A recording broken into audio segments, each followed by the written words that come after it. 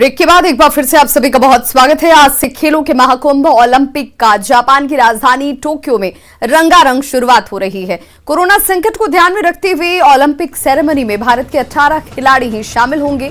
भारत के 119 एथलीट अलग अलग खेलों में हिस्सा लेने वाले हैं। ये ओलंपिक में भारत का अब तक का सबसे बड़ा दल है, जिसमें 67 पुरुष और 52 महिला खिलाड़ी जो हैं वो शामिल हैं। 67 पुरुष और 52 महिला खिलाड़ियों की भागीदारी इस बार सबसे ज्यादा संख्या के तौर पर होती हुई नजर आएगी। भारतीय दल में 228 सदस्य हैं, जिनमें अधिकारी, कोच, सहयोगी, स्टाफ और वैकल्पिक खिलाड़ी भी शामिल हैं।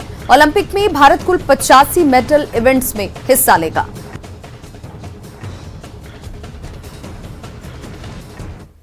कोरोना की वजह से टलने के बाद टोक्यो ओलंपिक का आज से रंगारंग आगाज हो रहा है, जिसमें भारत का पहला मुकाबला तीरंदाजी का होगा, जिसकी रैंकिंग राउंड में दीपिका कुमारी ने 9वां स्थान पाया है। अब उनका मुकाबला राउंड ऑफ 64 में भूटान की तीरंदाज कर्मा से होगा।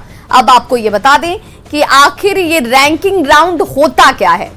तीरंदाजी में रैंकिंग राउंड के 12 सेट पूरे होने के बाद तीरंदाजों को 1 से 64 तक रैंक मिलती है। इसके बाद टॉप रैंक वाले का 64वीं रैंक वाले से मुकाबला होता है। इसी तरह दूसरी रैंक वाले का 63वीं रैंक वाले खिलाड़ी से मुकाबला होगा। रैंकिंग राउंड में तीरंदाज को 70 मीटर की दूरी से कुल 72 निशाने लगाने होते हैं। अब तक के प्रदर्शन के आधार पर यह माना जा रहा है कि आर्चरी में पूर्व वर्ल्ड नंबर 1 रही दीपिका कुमारी अपना पहला ओलंपिक गोल्ड जीत सकती हैं।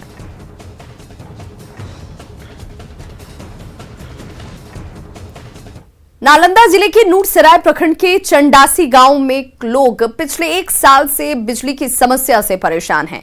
ट्रांसफार्मर जलने की वजह से देखिए बिजली लोगों को नहीं मिल रही। किसानों की खेती प्रभावित हुई है। किसानों की समस्या का जायजा लिया न्यूज़ 18 संवाददाता अभिषेक कुमार ने। चंडासी गांव के हरी खन्ना में है, जहां पर बिजली विभाग की लापरवाही के कारण आज किसान की लगभग 50 बीघा से अधिक जमीन पड़ित पड़ा हुआ है। और नतीजा यह है कि किसान परेशान है।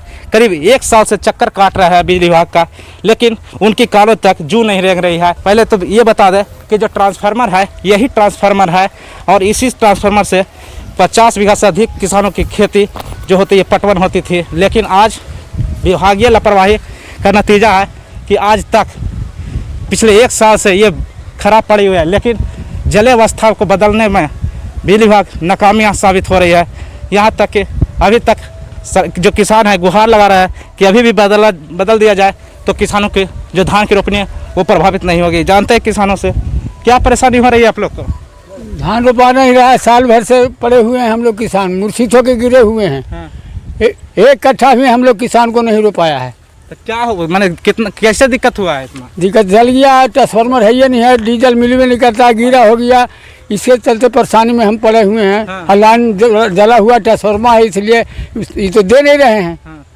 तो दे देंगे तो हम लोग परेशानी से दूर हो जाएंगे। कहीं गए थे शिकायत करने? हाँ, शिकायत गए थे बिहार शरीफ में, बोलता है कि ठीका हो गया है।